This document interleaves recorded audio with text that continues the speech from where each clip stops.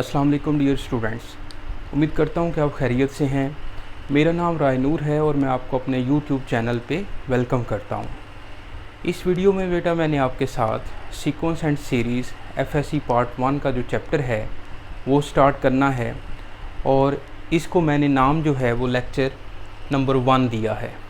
ठीक है जी, तो आए स्टार्ट करते हैं।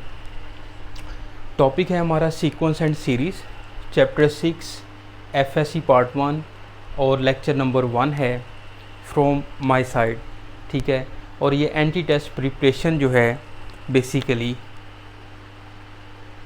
ये है जी, anti test preparation for E CAT, NEST, प्यास एंड जी की यूनिवर्सिटीज़। ओके जी, तो आइए जी स्टार्ट करते हैं। इस चैप्टर का थोड़ा सा ओवरव्यू अगर मैं आपके सामने पेश करूं तो इस चैप्टर की टोटल 11 एक्सरसाइजेज हैं और इसको बेसिकली 4 टॉपिक्स में डिवाइड किया गया है। 6.1 जो एक्सरसाइज है वो सीक्वेंस से रिलेटेड है। फिर 6.2, 3 और 4 जो है वो जो है आपके पास अर्थमेटिक प्रोग्रेशन की एक्सरसाइजेज हैं। फिर उसके बाद आगे चलें तो 6.5 भी जो है वो वर्ड प्रॉब्लम है और अर्थमेटिक प्रोग्रेशन से रिलेटेड है। 6.6 से जो है वो जीपी स्टार्ट होती है, 6.6, 6.7 और उसके बाद 6.8 तक, और फिर 6.9 जो है वो वर्ड प्रॉब्लम है। तो 6.6 से लेके 6.9 तक जो है वो जीपी ज्योमेट्रिक प्रोग्रेशन जो है वो हम पढ़ते हैं। 6.10 है उसमें हम हार्मोनिक प्रोग्रेशन पढ़ते हैं। ठीक है जी, और फिर 6.11 जो है उसमें समीशन के फार्मूलाज हैं, समीशन के स्क्वायर, समीशन के क्यूब और इससे रिलेटेड क्वेश्चन हैं।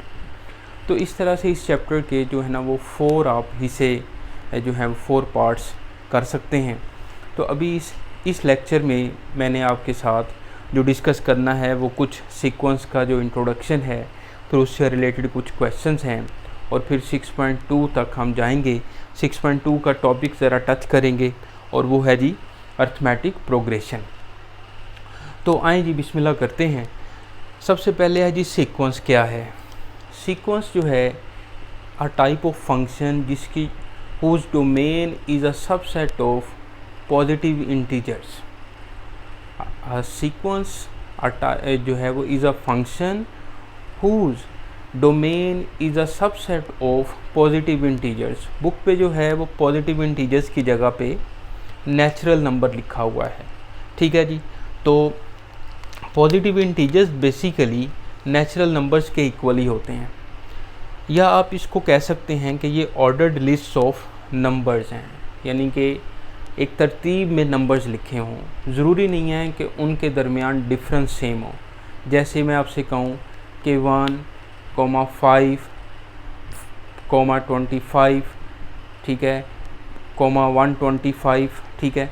तो इसमें देखें तो 1 है, फिर 5 है, या आप 5 से स्टार्ट कर लें। 5 मैं यहाँ पे लिख देता हूँ, 5, 25, 125 और इसी तरह 625। तो ये भी एक सीक्वेंस है। हालांकि इनमें डिफरेंस जो है वो सेम नहीं है, लेकिन ये एक तरतीब से नंबर्स लिखे हुए हैं, इनमें एक पैटर्न आ रहा है।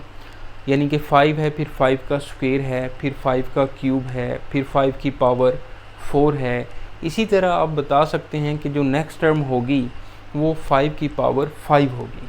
ठीक है बेटा, तो सीक्वेंस बेसिकली ऐसे नंबर्स हैं जिनको आप एक पैटर्न में लिख देते हैं। ओके, एक सिमेट्री में लिखे होते हैं और ज़रूरी नहीं है कि उनके दरमियान डिफरेंस जो है वो सेम हो। इसी तरह अगर मैं प्रोग्रेशन की बात करूं, अर्थमेटिक प्रोग्रेशन में भी जाके मैं दोबारा बताऊंगा, तो प्रोग्रेशन एक ऐसी सीक्वेंस है जिसमें डिफरेंस जो है वो सेम होता है।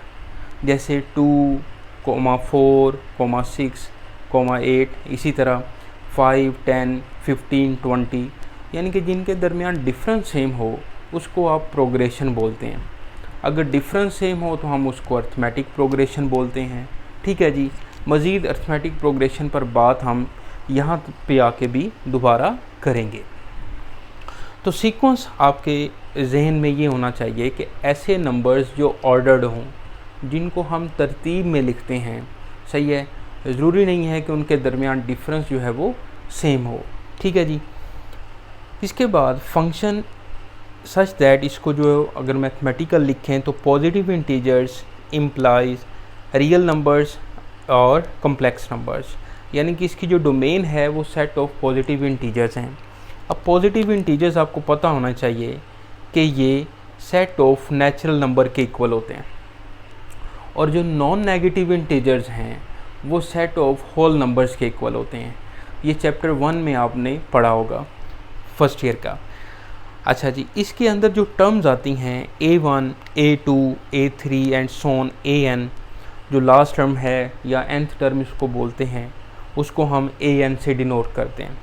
और AN जो है वो यहाँ पर इसको करली ब्रैकेट में इस तरह से भी रिप्रेजेंट करते हैं सीक्वेंस को, ठीक है जी। अगर इसकी रेंज जो है वो सेट ऑफ रियल नंबर्स हो या सबसेट ऑफ रियल नंबर्स हो तो लाजमी बात है कि वो रियल सीक्वेंस होगी, और अगर इसकी रेंज जो है वो सबसेट ऑफ कम्प्लेक्स नंबर्स हो तो लाजमी बात है कि वो कम्प्लेक्स सीक्वेंस होगी। ये आपने याद रखना है, क्लियर। अब आते हैं जी इस क्वेश्चन के ऊपर। Domain of a sequence is a subset of, domain of a sequence is a subset of natural number का complement, even numbers, set of odd numbers, ठीक है जी।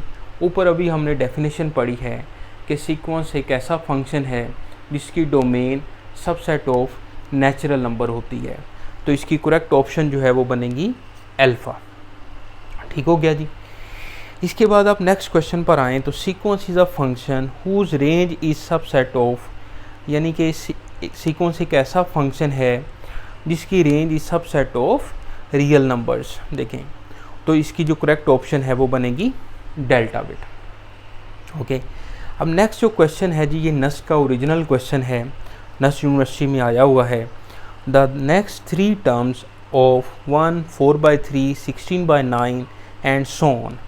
अब ज़रा गौर करें तो इसमें 1 है, 4 है, तो मैं इसको 1/1 भी लिख सकता हूँ, फिर 16 है तो ये 4 की पावर 1 है, ये 4 की पावर 2 है, तो इससे अगली टर्म क्या होगी 4 की पावर 3, सही है।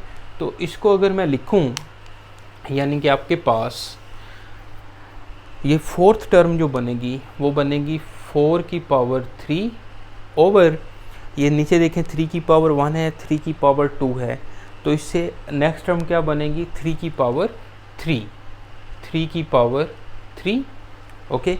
इसे नेक्स्ट टर्म क्या होगी 4 की पावर 4 ओवर 3 की पावर 4, ओके। फिर नेक्स्ट टर्म क्या बनेगी 4 की पावर 5 ओवर 3 की पावर 5। इसको बेटा सोल्व कर लेते हैं, तो 4 की पावर 3 जो है वो क्या बनेगा 64, और 3 की पावर 3 जो है वो आ जाएगी 27, 4 की पावर 4, ठीक है। हम 64 को 4 से मल्टीप्लाई कर लें या 16 मल्टीप्लाई बाई 16 कर लें तो ये आ जाएगा 256 ओवर 3 की पावर 4 81, ठीक है बेटा। इसके बाद 4 की पावर 5 यानी कि 256 को मज़ीद आप 4 से मल्टीप्लाई करें तो 4 की पावर 5 आ जाएगा, और ये बनेगा 4 6 are 24, 2 4 5 are 20 और 2 22, 4 2 are 10 और 2 10 ओवर, इसको 3 से मल्टीप्लाई करें 3 1 are 3, 3 8 are 24। तो ये नेक्स्ट जो हैं वो 3 टर्म्स आपके पास ये बनेगी। तो ऑप्शन से देख लें कौन सी ऑप्शन जो है वो ठीक है, तो हमारे पास अल्फ़ा ऑप्शन ये बन रही है, अल्फ़ा ऑप्शन इसकी करेक्ट ऑप्शन है बेटा, ओके। समझ आ रही है आपको, घबराना नहीं है आपने, बिल्कुल। और ये चैप्टर वेरी वेरी इंपॉर्टेंट है फॉर एंट्री टेस्ट, सही है जी। और क्योंकि नस्ट में आपको पता है कि क्वेश्चंस का बड़ा मार्जिन है, 80 क्वेश्चंस आपके इस मैथ में से आने हैं और 10 क्वेश्चंस आपके इंटेलिजेंस में से आने हैं, तो 80 क्वेश्चंस में बहुत ज़्यादा मार्जिन है। तो इस चैप्टर में से कम वेश 4 से 5 क्वेश्चन जो हैं वो नस्ट में पूछे जाते हैं, सही है जी। तो इस चैप्टर को आपने सीरियस लेना है मज़ीद, यानी कि सारे चैप्टर्स को ही आपने सीरियस लेना है, लेकिन ये चैप्टर आपको इंटरेस्टिंग भी लगेगा, सही है, और थोड़ा सा ये चैप्टर ड्राई भी है, तो इसको अच्छे से आपने पढ़ना है। नेक्स्ट क्वेश्चन पे आएंगे, the next term of 0 to 6 14 30 is, तो इसमें देखें तो 0 + 2 करें, 0 + 2 किया तो 2 आ गया, 2 प्लस करें 4 करें अगर, तो ये 6 आ गया। ये जो सीक्वेंस का टॉपिक है ना, सीक्वेंस एंड सीरीज़, ये बेसिकली IQ बेस्ड क्वेश्चंस भी हैं। जब आप IQ या इंटेलिजेंस के क्वेश्चंस करते हैं तो उसमें भी सीक्वेंस के क्वेश्चंस आते हैं, ठीक है। तो इस लिहाज से भी ये चैप्टर इम्पोर्टेंट है। और एक बात और मैं बताना जो है वो भूल गया कि सीक्वेंस की जो टर्म्स हैं उसको हम हमेशा कॉमाज में लिखते हैं, इनको ऐड करके नहीं लिखते, ठीक है। जैसे आपके पास ये सीक्वेंस है, कॉमाज में लिखा हुआ है, तो ये भी आपने याद रखना है। तो अब आए जी इस क्वेश्चन पर। 0 + 2 = 2, 2 + 4 किया तो 6, और 6 प्लस करें अगर आप, इसका डबल करते जाएं, 2 × 2 = 4, 4 × 2 = 8, तो क्या बना 14। फिर 14 में आप 8 का डबल जो है वो ऐड करें 16, तो कितना बना 30, ओके। फिर 30 में आप 16 का डबल ऐड करें 32, तो क्या बनेगा 62। तो इसकी जो करेक्ट ऑप्शन है बेटा वो है जी चार्ली।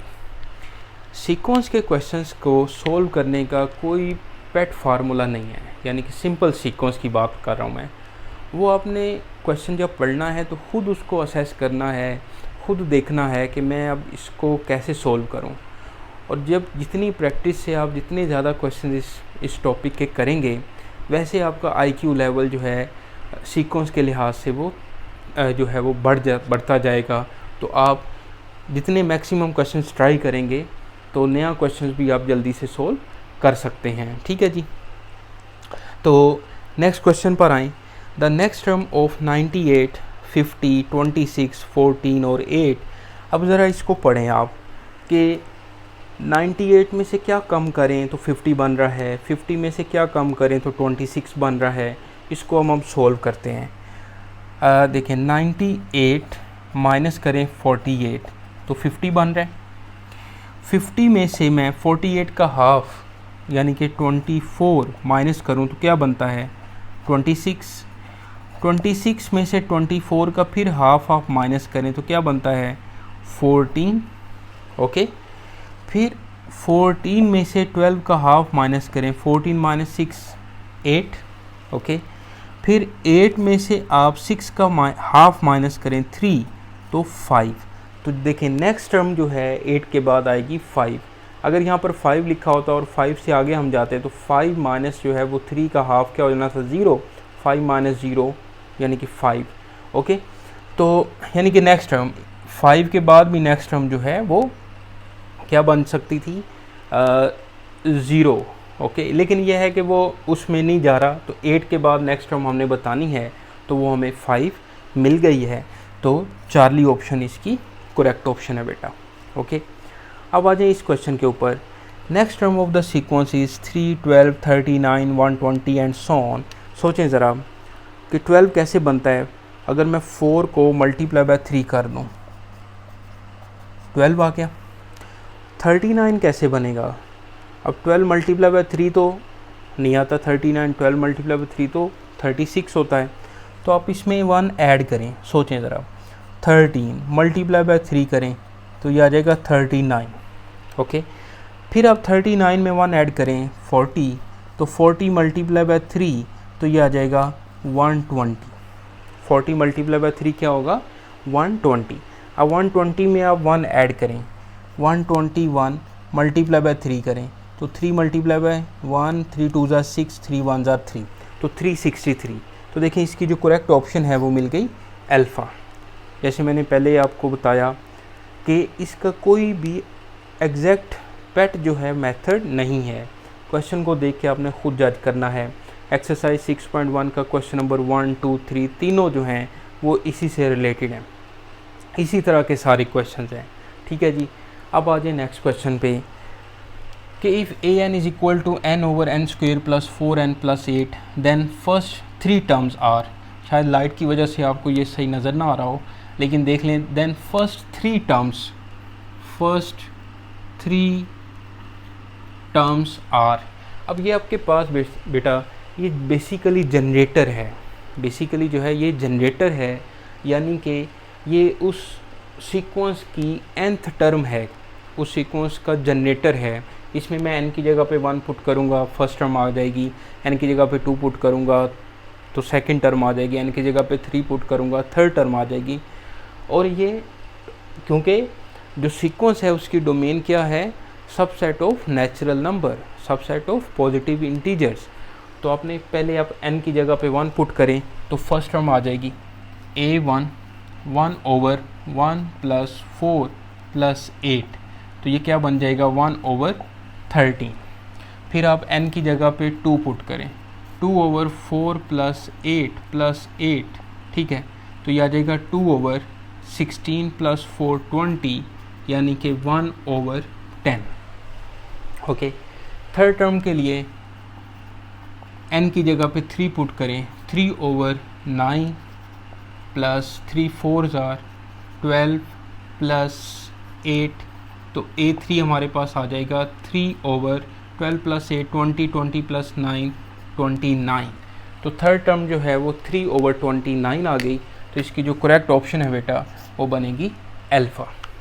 सिंपल क्वेश्चन है ये, कोई मतलब मुश्किल क्वेश्चन नहीं है। इस तरह का अगर nth टर्म दी हुई है तो उसकी जो भी मर्जी टर्म्स आप पूछ लें, 10th टर्म पूछ लेता तो हम n की जगह पे 10 पुट कर लेते, 20th टर्म पूछ लेता तो हम n की जगह पे 20 पुट कर लेते।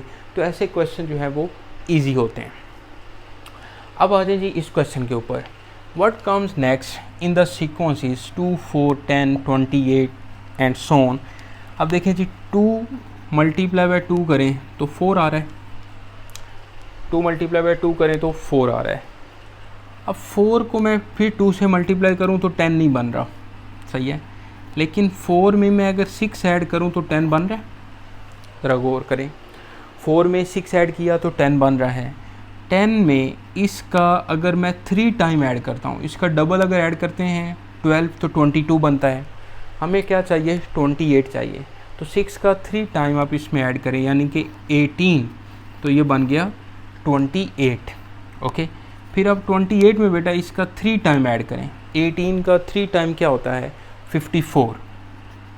ओके, 54 और 28 को आप ऐड करें तो कितना बना 12 और 82 बन गया।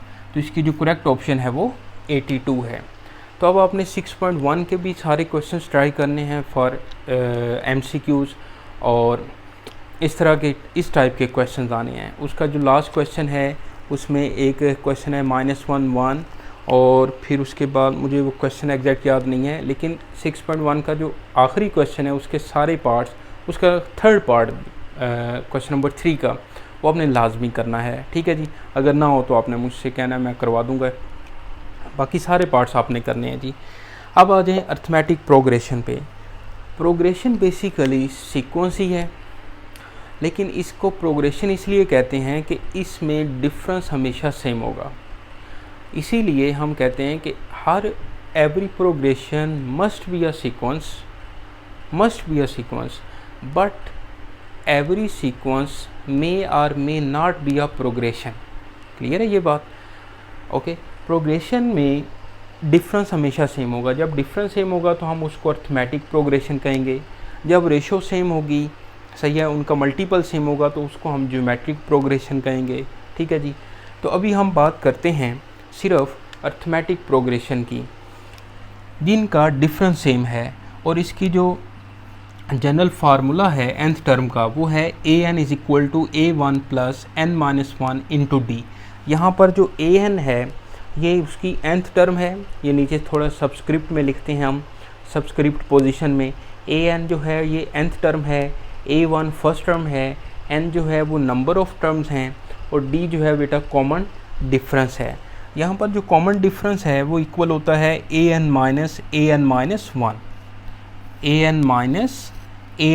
1। जो यहाँ पे n जो है वो बिलोंग कर रहा है सेट ऑफ नेचुरल नंबर को, और n जो है वो ग्रेटर है 1 से। n यहाँ पर स्मॉल n जो है वो ग्रेटर देन 1 है। तो आए जी, इसकी मैं एग्जांपल पहले आपके साथ शेयर करता हूँ, जैसे 5 10 15 20 एंड सो ऑन। इसी तरह 100 200 300 एंड सो ऑन। तो देखें इसमें डिफरेंस सेम है।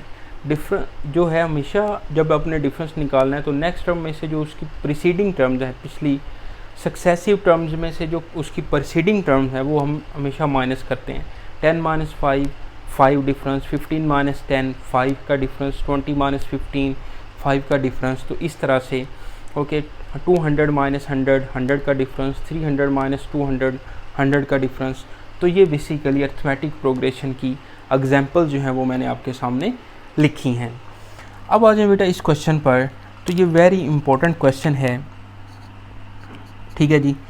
तो AP जो है A5 जो है वो 13 है और A17 जो है वो 49 है और A13 की वैल्यू जो है वो हमने फाइंड करनी है। अब देखें A5 को आप जैसे A प्लस 4D भी लिख सकते हैं। जो फर्स्ट टर्म है ना A1 उसको आप सिंपल A भी लिख लेते हैं। तो मैं इसको सोल्व करता हूँ। A5 को A plus 4D is equal to 13 और A17 को मैं लिख सकता हूँ A plus 16D is equal to 49। ठीक है बेटा, सिंपल जो आपका बुक वाला मेथड है उसी से मैं इसको सॉल्व कर रहा हूँ। इन दोनों को माइनस करें, A प्लस 4D को इधर ले जाएं और इसको जो है वो माइनस करें तो ये कैंसिल हो जाएगा। तो 12D इज इक्वल टू 36। तो D की वैल्यू जो है वो आ जाएगी 3। ठीक है बेटा, अब देखें और फर्स्ट टर्म हमारे पास नहीं है तो फर्स्ट टर्म के लिए D की वैल्यू यहाँ पे पुट करें आप।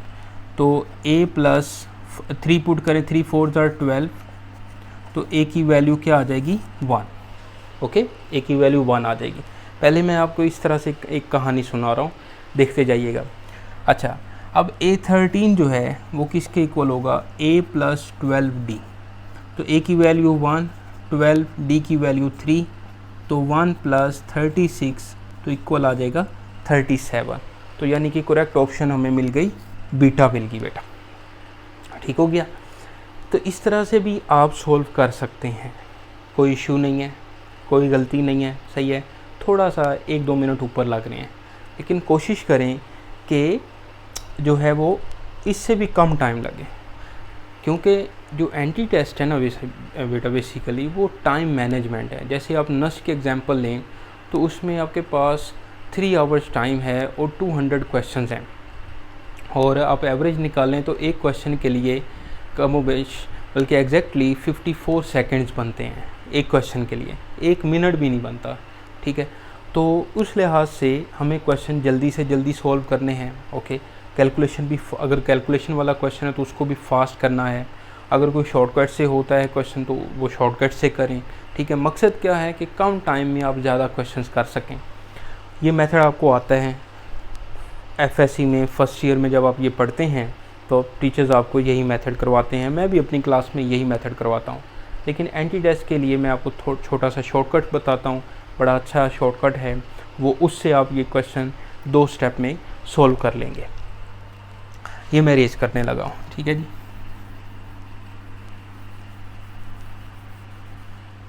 देखिए जी, सबसे पहले आपने कॉमन डिफरेंस निकालना है। कॉमन डिफरेंस का जो फार्मूला है ना वो ये है, फार्मूला लिख रहा हूँ, बाकी क्वेश्चन सोल्व करते हुए लिखने की ज़रूरत नहीं है। D is equal to AM जो है यहाँ पर 49 है, माइनस AN जो है वो 13 है, M जो है वो 17 है और माइनस 5 है। तो ये आ जाएगा 36 माइनस 12 तो 3 आ जाएगा। अगर आप AM इसको लिखते हैं कोई इशू नहीं है। 13 माइनस 49 और 5 माइनस 17 करेंगे तो माइनस माइनस से कैंसिल हो जाएगा, तो आंसर आपका 3 ही आएगा। ओके, ये जनरल फार्मूला है कॉमन डिफरेंस। 5 सेकंड्स में आप डिफरेंस निकाल सकते हैं। इसके बाद क्या फाइंड करना है जी, A13 करना है, साथ साथ रहना आपने। A13 टर्म हमने फाइंड करनी है। तो मैं बिलफर्ज यहाँ से स्टार्ट करता हूँ।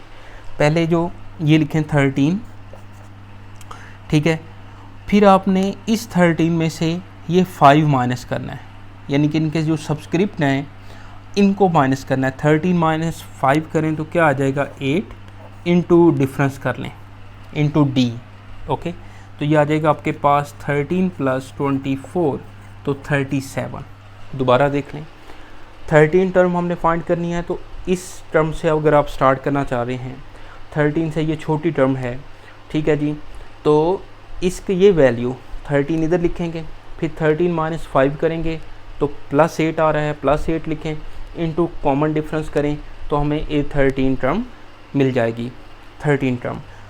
अगर मैं यहाँ से सॉल्व करना चाहता हूँ तो A13 ही हमने फाइंड करना है, 49 लिखें, 49 वैल्यू, फिर 13 में से 17 को माइनस करें, 13 माइनस 17 करें कितना आएगा, -4 इंटू डिफरेंस करें 3, तो 49 माइनस 12 जो है ये आ जाएगा 37।